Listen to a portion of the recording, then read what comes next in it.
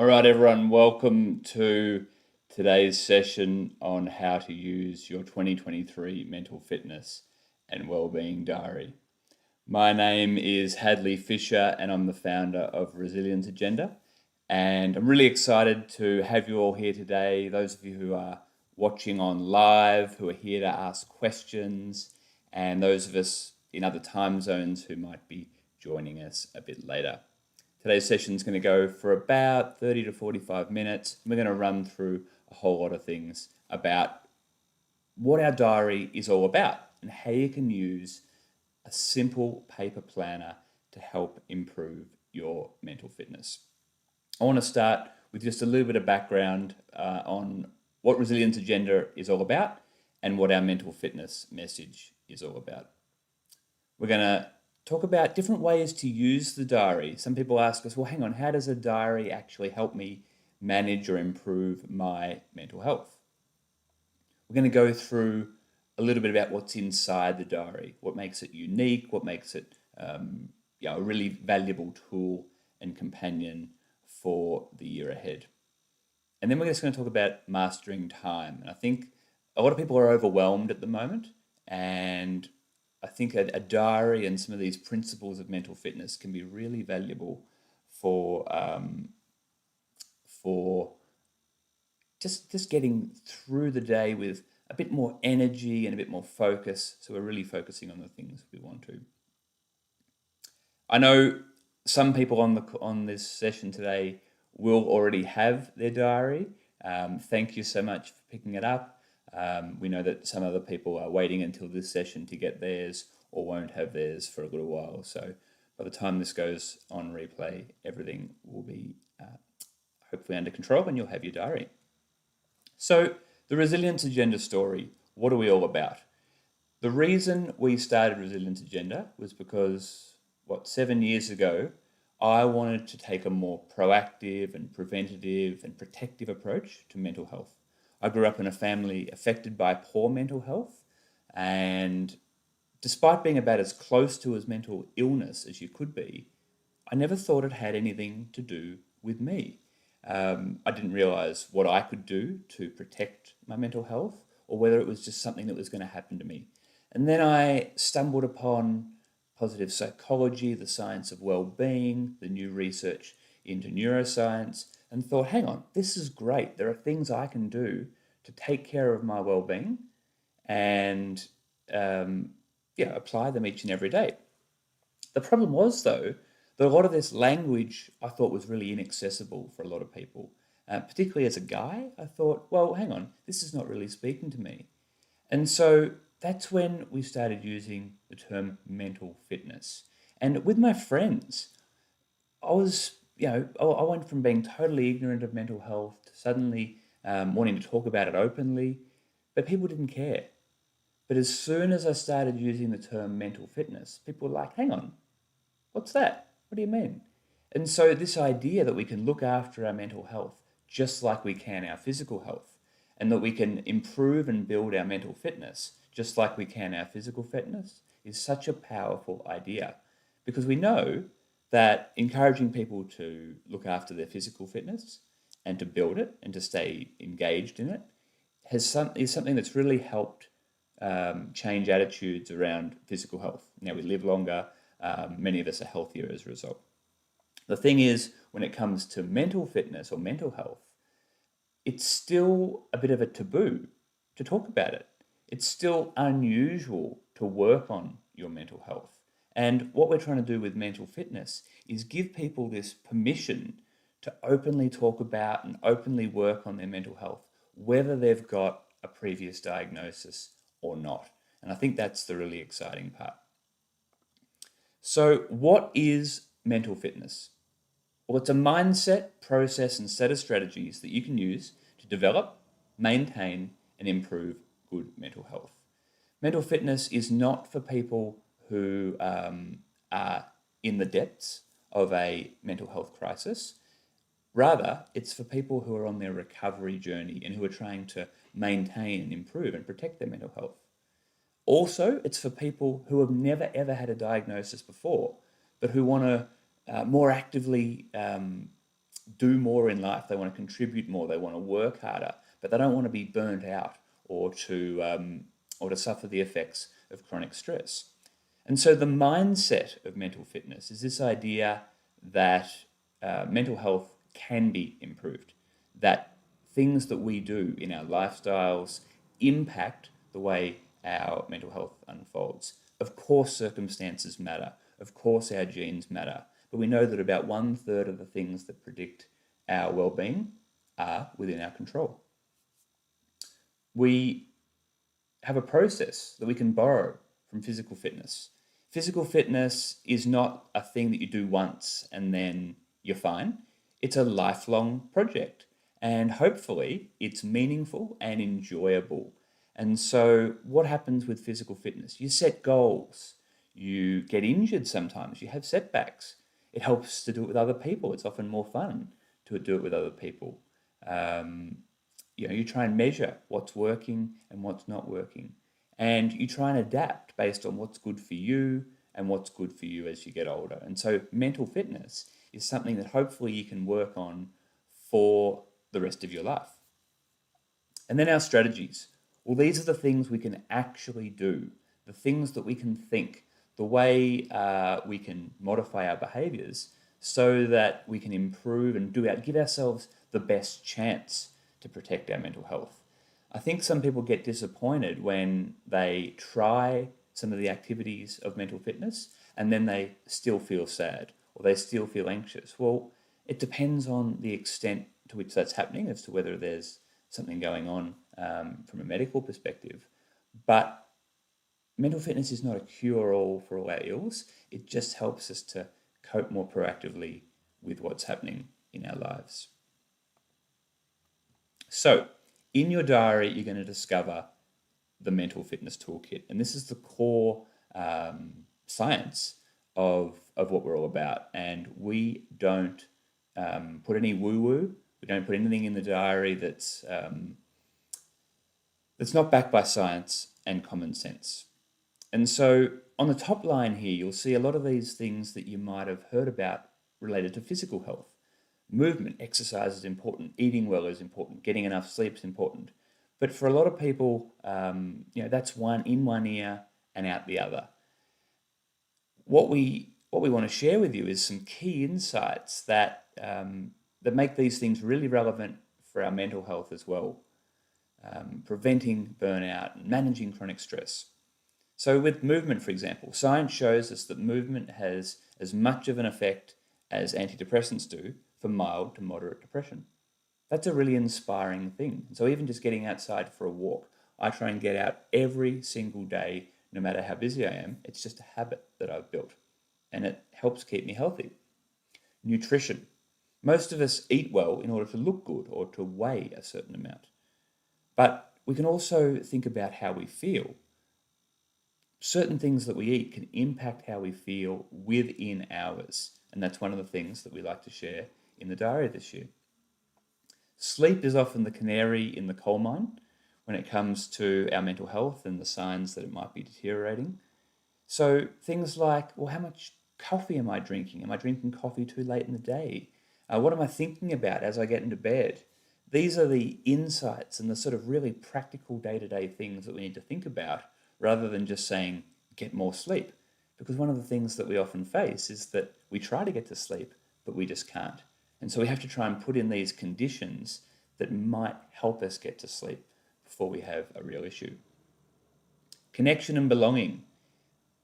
We don't do this alone. Mental fitness and life is not an individual game. And the number one predictor of well-being across the world is how much social support we have. Or rather, how much social support we might have were we to want it, were we to choose it. Who are our friends? Who are our connections? Our acquaintances. We have to prioritize our connection. We have to do meaningful things with other people in order to build those shared memories and to be a bit vulnerable with each other. And connection comes when we talk about our hopes and our goals and our dreams for life. And that includes talking about, hey, I want to improve my mental fitness. And of course, mindset. Much of the 2023 diary is about how to improve our mindset. But the idea there is, what does failure mean to us? Is stress a motivator or a demotivator for us? And the way we approach the world is what the bottom line's about. This is our mental fitness framework. So optimism. Optimism is not believing that the future will be better. Our world's in a really tough state at the moment. It's simply believing that it can be better. And when we're struggling with our mental health, our vision becomes really narrow and we focus on only the negative things we can see in front of us. And we need to find ways to, okay, how can I look ahead to when things might be better? And what steps do I have to take now to try and get there? Mindfulness is simply paying attention to the world around us. That's just noticing more. It means when we're doing something like eating or spending quality time with someone or enjoying a great experience, we're fully there. So that experience gets locked away as something that we can really value. That means not being mindless, which is often around multitasking and doing things on our phones. Gratitude. Gratitude is a divisive one. A lot of people think, well, how can I be grateful when there's so many problems in the world? And how can I be grateful when there's so many problems in my life? Well, it's not about being grateful for everything. The key to gratitude is specific gratitude. And that means even if other things aren't going well, what are the one or two things that are, or at least that aren't going terribly today? And gratitude is not a trait, it's an action. We need to do gratitude. You can't just be grateful. You've constantly got to renew your reserves of gratitude. It's something you've got to do and show. And we can write down gratitude. We can thank people for things they've done for us. There's a lot of ways to be grateful. In the 2024 diary, we'll go into even more detail about that. Reframing is about using our minds and our reason and our intellect to regulate the impact of our emotions. As the February chapter in the diary explains, our thoughts are not facts. Our feelings are not facts. Our emotions are merely suggestions or warnings. And then it's up to our rational or our emotional mind to think about what to do. And that's what the ABC chapter is all about, where we can take a thought or a belief that's been stuck in our minds and think about it a new way. And then perspective is about how we can look at the world, look at our problems, look at our life in a new way. And one of the key questions to ask ourselves there is, well, how else could I think about this? Or how might this look to someone else? And just by asking yourself those questions, you start to get out of the little box you're in. And so the key with the diary and the key for our mental health is protecting our time and making time for what matters, for recovery, which is stress recovery, and to prevent things like burnout. When we talk about most people's values, they say, my values are my work, my family, and my health. Most people say those things. The thing is, we need to allocate time for them. We need to have goals for these things. The thing is that most people don't have their health, especially their mental health, in their schedule. And that's why we put together a diary, so that it's a tool that a lot of people still use and love using, and combining it with reminders and inspiration about how to make mental fitness a part of an everyday life, even if you don't have a lot of time. And the key there is that we need to prioritize wellbeing time and put it into our calendars first before life gets in the way. So, how can we think about time just a little bit differently in the context of mental fitness? Well, we need life management principles, not just tactics or tips. We need the idea that well-being is important. It needs to go in our schedule. Just reading something in the newspaper once a week, it doesn't really fit into our lives. You might have heard the concept of work-life balance. Well, at Resilience Agenda, we prefer the idea of work-life integration.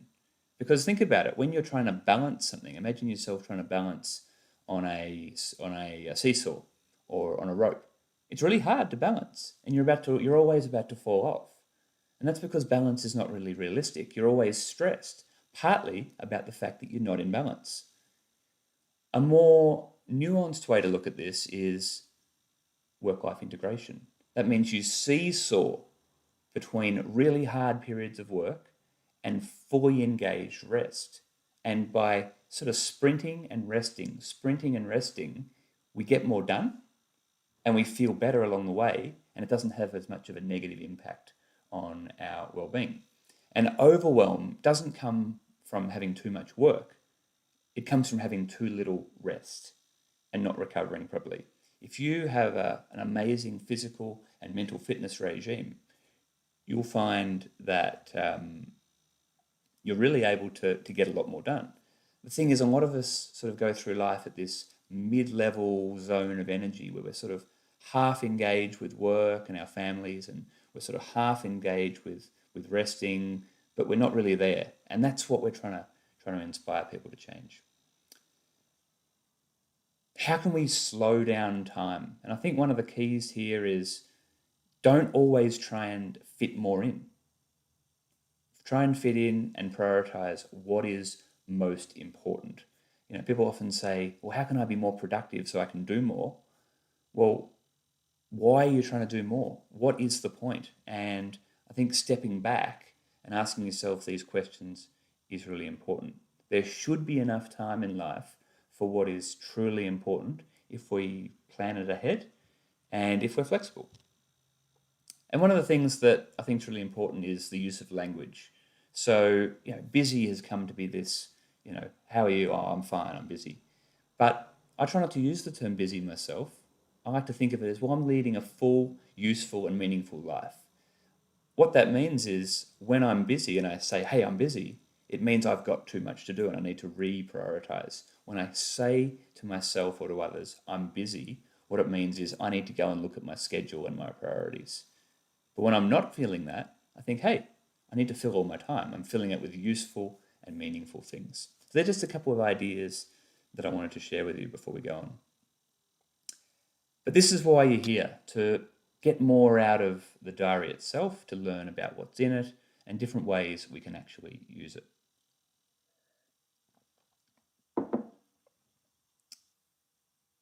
So the diary itself is a really high quality diary. For those of you who are holding it in your hands currently, you'll know what I mean. One thing I'd invite you to do is to bend it back for a start. Bend it back. You almost can't break it, and that way it'll lay flat. So any page that you open it to, bend it back nicely. It lays flat really nicely. The diary is made with FSC certified paper. That's from the Forest Certification Council. And what that means is that the diary's paper comes from plantations and not old growth forests or rainforests. And we pay a bit extra to make sure that the paper is really high quality. You'll notice it's nice and thick as well. Ink marks don't go through. We're going to talk about all the mental fitness ideas that are in it. It's got a pleather cover, which is like a fake leather. So no animals are affected in the production of this. And yeah, it's pretty hard wearing. We've sold over 100,000 of these over the last 6 years or so, and we've not had a single one sent back because the diary falls apart, and it also wipes down nicely if you spill coffee or anything on the front like that, which is what I've done in the past. You'll also notice it's got the nice elastic band on the outside. That's for keeping everything in. And of course, it's got the two little ribbon book markers, and I'll show you about how I use them in a moment. So what does a diary actually do? Well, it helps you remind yourself and to continually decide each and every day, hey, my mental health is really important. It's really hard to live a full and active life without good mental health, and that's what I want to protect if I can. That's important to us. We can figure out our top priorities because the online world, the world of people making requests of us, it all comes in seemingly so urgently. It's really important from time to time, and we recommend doing it once a week, to sit down and focus on, okay, what's really, really important here? Not just what's urgent, what's important. What's going to move the needle in my health? What's going to move the needle with my relationships, with my family? What's going to move the needle with that work project or that new job I need to find or booking that holiday? Because otherwise things get left to the last minute and that creates stress. There is no such thing as free time. Time gets crowded out, time gets used, and if you want to be unkind, time gets wasted unless it's planned. Now, that doesn't mean you have to constantly plan productive activities in your day. What it means is that having some structure to our day is really valuable. Now, a lot of people in certain types of jobs have structure that's given to them. One of the things that's contributed to some of the overwhelm since COVID has been working, for people working at home.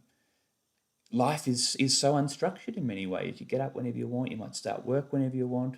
And of course, those bookends of our day, commuting to work, the walk to the station, the cycling trip, whatever it might be, we're not doing those so much. And even when we come home, often we're exhausted. And that's totally fine after a long day. And of course, it's totally fine to watch TV or to muck around or whatever. But from a well-being perspective, the best use of time is what you wanted to do for it, not to be distracted. So if you plan to come home and watch 4 hours of Netflix and you feel great doing it and not guilty, then absolutely do it. But if you know that you're not giving enough time to your kids or to exercise or to reading or whatever it might be, put that in your diary, and you can always cancel that appointment later with yourself. But just having it there is that reminder, oh, hang on, I needed to do that, because we forget. And when we're feeling tired and drained, we often make choices that our better selves might not make. This is a surprising one. I've always valued freedom and the ability to do what I want.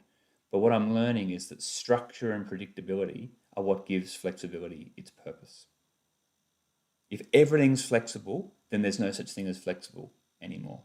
But if you've got some routines, a certain bedtime, a certain time to catch up with some people, a certain time to start work, whatever it might be, a certain time to meditate, around those times, you can have a lot of flexibility.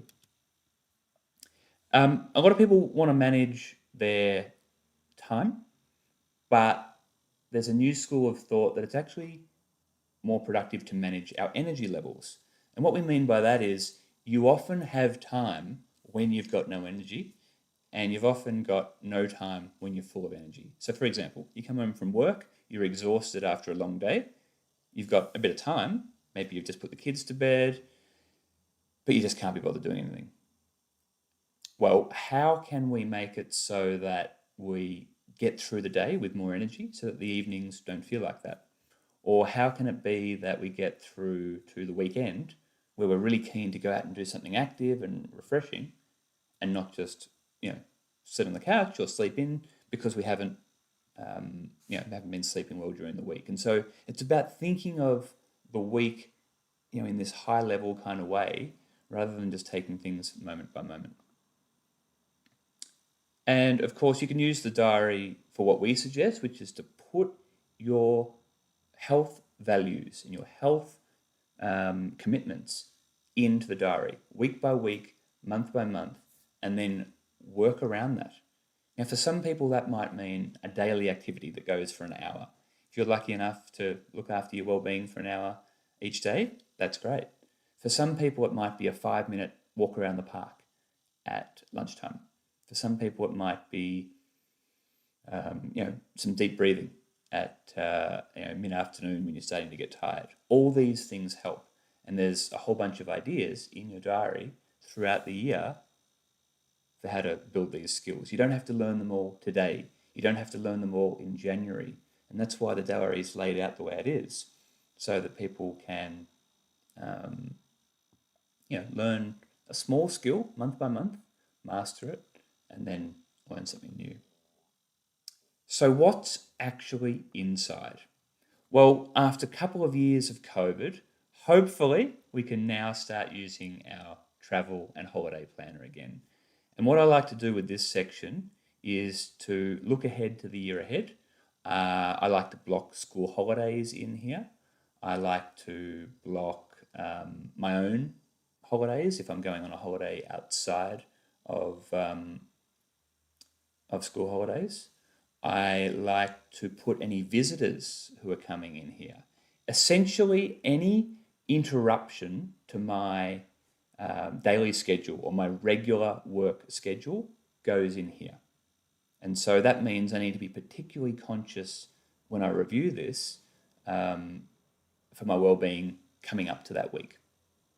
Because it's interruptions to our routine that often derail our best laid plans for our health. And some people like to put one of the bookmarkers in this annual planner so as they're getting a bit of a high level view here of what's happening for the next 6 months. Of course, we have the weekly spread, and this is the main part of the diary. You'll notice that the whole week is laid out over 7 days, and we've got our weekend on the side. And we apologise to those people who would prefer us to have an equal number of days for the weekend as well. We just think the diary would be too squashed if we fit it in like that. You might also notice that we have left the times off the diary. And the reason why we do that is because with so many people working flexible hours these days, doing shift work, earlies and lates, we have a lot of people, in the nursing and health professions who use the diary. It's up to them. It's up to you to put the blocks in that work for you. Of course, in the top left, we've got our inspirational reminders and ideas. These aren't just quotes that tell you you can be anything and you can do anything. They're actually really practical and inspiring in many ways, and they make you think, which is the whole point. In the top right of the weekly spread, we've got our weekly goals. And this is a really important part of the spread, I think. On a Sunday night or a Saturday night or a Friday night when you're finishing up the week before and you're looking ahead to what next week looks like, if you want to have a great weekend, one of the things that I've learned is to close the chapter on the previous week. Write everything down that you got done, write everything down that you still haven't done, and then it just gives you permission to download from your mind over the weekend all the things that you don't want to worry about so you can focus on having fun or relaxing. And then Sunday night, maybe 7 o'clock after dinner, you come back to it and you think, what do I need to do for this to be a good week? If I did nothing else this week, what are the 3 things that'll make this a good week? And then you tick them off and you do it all again. I think the week is the ideal planning period because we get enough chances to start over and over again, but it also means that there's enough time for daily distractions and those minor emergencies to be put aside and to actually focus on what we need to do. So a weekly goal might be, I want to meditate 3 times this week because I want to focus more. Or it might be, I want to complete that marketing assignment. Or it might be, I want to apply for 3 jobs. Whatever it might be. What has to get done by the end of the week? It almost doesn't matter which day you do it on. And that's a really good place to put goals that don't quite fit in one particular day. And then, of course, you've got your daily top priorities. And the daily top priorities are hopefully the things from the weekly goals. And okay, where am I going to put it into today? If I do nothing else, what 3 things or what 1 thing will make this day a success? And I often encourage people to write this down before checking your emails, because our emails bring problems to us before checking social media. That's when life starts to feel overwhelming. Now, of course, we have to go and check those things, and of course, sometimes we might have to change our priorities. But the diary helps us put healthy and productive defaults into our life. So in the putting in our time blocks for well-being, we are defaulting to this is what I will do unless something gets in my way. This is what I'll do unless one of the kids is sick at school. Here's what I'll do unless my boss gives me an urgent task. It's showing you where you need to go. And the daily planner does exactly the same thing. And then there's time blocking, and we'll talk about time blocking a bit later. But it's actually blocking out periods of an hour or two. You draw a square, you say 9 to 12, and you say, in this period, I'm going to do this. And I find time blocking really valuable of an evening, where actually, for the week ahead, I try and plan out what my evenings are going to look like. Am I going out? Am I going to learn something? Am I going to meet someone? Am I going to read? If I had a big day that day, so I'm just going to give myself permission to have a glass of wine and totally relax. This is the best way to make sure that we're getting that integration right, going from one to the other, work, rest, work and rest. So that's the weekly spread. And I should have said earlier, by the way, we're going to have some Q&A at the end. We've got a whole lot of questions coming in. We've got some comments coming here. I'm just looking at this on the side. So we'll come back to these guys. So we will get to these. And please feel free to put your questions in. Phila is there to look after the chat. But please make sure you ask us a question, send us a comment, tell us what you like about the diaries, share how you use it, which might be different to what others or what even we do. Of course, the most unique and we think special thing, the thing that we spend the most time on at least every year with the diary, is what we call the monthly spread. And there's all sorts of information out there on the internet about how to improve your well-being or how to be happy or whatever it might be, but it's overwhelming. No one uses it, and the thing is they don't use it when they most need it, which is when we're tired, when we're stressed, or when we're really busy. So our idea was to put the most important things, the things that science says, the 20% of things that make 80% of the difference in your well-being, into one place, not for me. We want to constantly try and bring these really valuable bits of science to life. And so the monthly spread simply is just that, a monthly short article about an important or an overlooked mental fitness idea.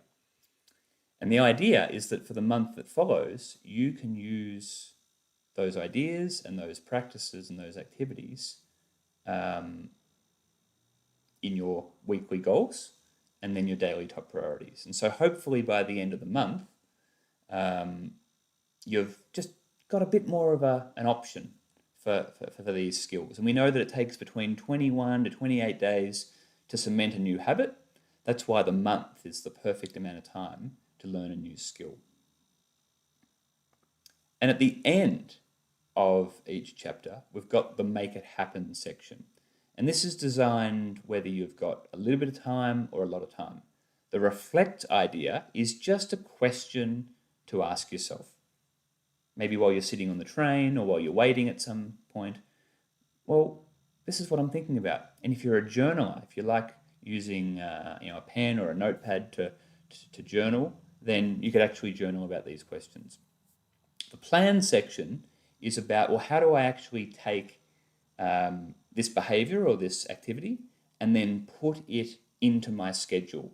And so the plan schedule is about, copying across, well, this is what I'm going to do this week. And then act, this one probably takes the most effort, but this is something I want to change. This is something I want to do. And so that requires, reading through the background material as well and trying to apply that each and every week. Then, of course, you've got your monthly overview, and this is sort of that in-between zone between the yearly planner and between the weekly planner. And this is really great for putting those activities that matter to you into your monthly goals. It might be a project, it might be a lifestyle change, whatever it might be. And so I often put one of the ribbon bookmarkers in here. So for me, I put the white ribbon bookmarker in the month we're in, and I put the colored ribbon bookmarker in the week we're in. And you can use this in so many flexible ways. It's just great to have a monthly planner there. This year, we've done something new, and we've put in what's called the ideal week segment. And we'd encourage you to do this straight after this webinar, or you might like to do it later in the year when you're reflecting on how 2023 is going to be a good year. And it allows you to block out some time blocks based on the schedule that you think you might have next year. You might even like to wait until February, until work or school goes back. And then you might put in, Monday morning, 6 a.m., I'm going to go for a walk. That's just what I'm going to do on a Monday morning. That's my time. Or it might be every Saturday morning, I'm going to call my grandmother. And that's just what I do. And so these are your weekly habitual things that support your connection and your well-being. So how can you use the diary? And I'd love to hear from you guys as to how you use it. You can use it as a regular appointment calendar, like most people do. I run 2 businesses with my Resilience Agenda diary. And the way I use it is I put the really important calls and meetings that I have in there, and then I use a yellow highlighter to make sure I don't miss them. And then I use a different colored highlighter, a pink highlighter, to put in my well-being activities. So when I'm going to go to the gym, when I'm going to call a friend, all the things that come from the toolkit and all the things that you'll learn about throughout the year, they go into the time blocks. You could also use it to time block key chunks of time for the day for activities.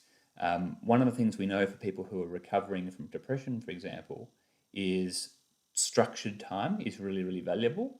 And so being quite specific, between 10 and 2, I'm going to do X. Between 12 and 1, I'm going to make lunch and then eat it. Between 2 and 4, I'm going to apply for some work. Between 4 and 6, I'm going to do X, Y, Z. And this can really, really help. And when you get to the end of the day and you think, hang on, tick, tick, tick, I did all those things, it's really, really satisfying. And it just creates momentum for the next day. Some people only put their wellbeing activities in the diary, which is totally fine as well, and do everything else on their digital calendar. You might like to only put on things in your diary that you don't want anyone else knowing about. That's one way to do it as well. A lot of people use it as a daily gratitude journal. So rather than using it as a forward planner, you just simply write what you're grateful for that day. 3 things is all the science says. And remember, be specific. A person in your life that you're grateful for, something that happened to you, a physical thing that you received, a compliment that you saw, that you heard, a beautiful thing in nature. There's so many things to look out for. And this is why that combination of mindfulness and gratitude is so important. When we are mindful, we're better able to notice the good things that are happening in our lives. And when we're grateful, we're better at cementing them. So it makes us more likely to notice them next time. And then it's just this upward spiral. When to use the diary? I think this is a really, really cool slide. There's a concept called habit stacking, which helps people create or make new habits. Now, there's a few people here today who have bought diaries 2 or 3 years in a row. So I'm sure you guys have got certain ideas, and I'd love to hear from you. I'm just looking across here. I see Heather uses the diary to note the hours that she works, especially if you work shift work. Do a double check with your pay slip. That's absolutely right. Note your appointments, and then you can put some future goals in there as well. So that's really good, Heather.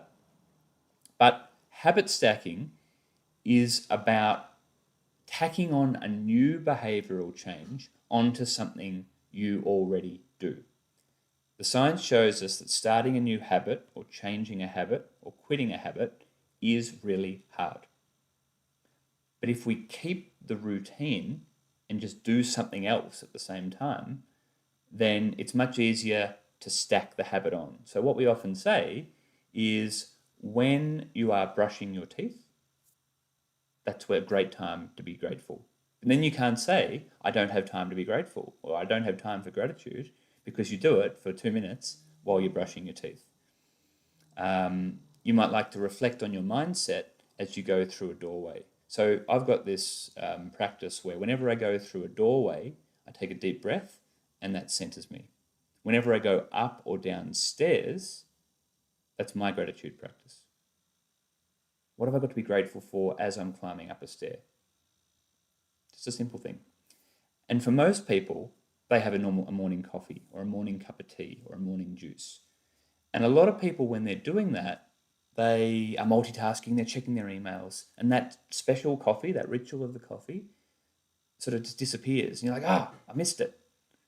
What I love to do is to get my coffee, get my diary, open it up, and think, okay, that's what I wrote this week for my top goal. I forgot about that. I was going to do this today, but actually this is more important. And then I write in my top priorities. It takes 5 or 10 minutes, and it's such a valuable way to make sure that you're doing the things today that you should be doing. The other thing I do is I always use the diary before checking my emails, before my mind's all scattered. I want to have a direction that I'm going. I think it's always a really good idea to close the day. So you might like to set tomorrow's priorities today. And there's a guy called Cal Newport who writes a lot about digital wellbeing, which is a theme that you'll know we're really big on here at RA. He talks about the wind down ritual from work and how closing your laptop or closing your diary or filing your papers at the end of the day is a great way to just sort of say goodbye to the day, and so you won't be tempted to come back to it later unless you really need to. And then I think one of the most important things that we all need to do, especially if we want to get a good night's sleep, is to download our mind. And this is why we make writing products. We've got our notebook combos, we've got our pens, and we make our diaries, because our minds are designed for having thoughts, not for holding them. This is not a storage drive. That's actually a bad metaphor. It's not a storage drive, it's a place to have thoughts. They need to go somewhere. And we need to structure these thoughts, and we need to organize our mind each day. And so before bed, what are all the things you're going to be lying in bed worrying about? Write them down. Give yourself permission to forget them, because that's what worry is. It's like, hang on, if I forget about this, something bad's going to happen. Whereas if you write things down, it's like I can come back to this in the morning. And it's such a relief. And as you'll see from the February chapter in the diary, we're really big on sharing this idea that just because it's happening in our mind doesn't mean it's true. And what downloading our thoughts does, by putting them on paper, it allows us to separate ourselves from them. If it's on paper, it's not in you. And that separation is really, really good for when we want to go and reframe, because we can see that it's an object. A thought is just an object. It's external to your mind. Okay, what am I going to do with it? Am I going to dismiss it? Am I going to reframe it? Am I going to accept it? That's all the skills you'll learn about in your diary. So I would love to ask if you've got any questions. We've got a whole lot of people on the call, which is fantastic, and I'm sure there's going to be a lot more joining us later on. Who else has a question or a comment? I know Lucy said, this is my second year. I'm keen to know if there is an online platform to keep each other accountable and provide support. We are working on it, Lucy.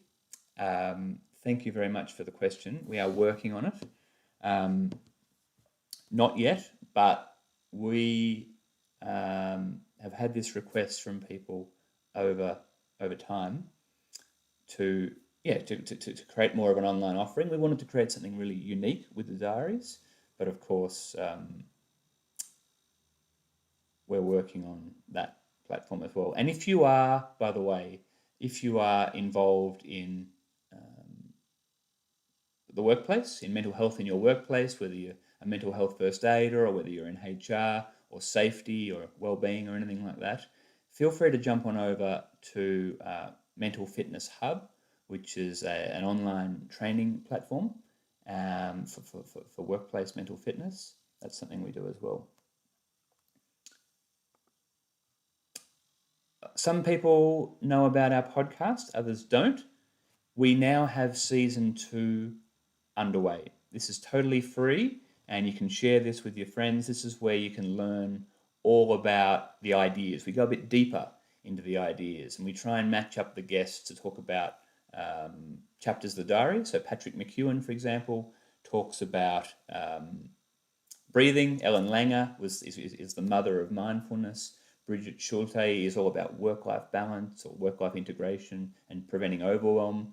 Sean Talbot, how we can use nutrition and food to basically improve our mental health. There's also an older episode with Felice Jacka, which I think is an absolute must listen. And then Massimo Pellucci is a Stoic expert. That's a wonderful conversation. I really encourage you to listen to that. So check out that. Now, I know a lot of you have already bought your diaries, so please don't be disappointed by this, but we have a webinar 15 code here. So if you want any more for gifts for Christmas, they make a great gift. For 24 hours only, you'll get 15% off. And this is only for the people who are on this webinar. And so this is where you can get in touch with us. We're on Facebook, we're on Instagram, we're building our LinkedIn profile, and we're going to actually have some really interesting stuff coming up on YouTube over the next couple of days. But with that, does anyone have any other questions? I just want to run through some of these comments here. So Kerry has said, this is my first year. The practices are challenging on my own, hoping this diary will support building habits. That is exactly what it's for. Pettit Kelly, the podcast, I hope you mean that's our I hope that's our podcast, Kelly, but podcasts in general are brilliant, but hopefully ours too.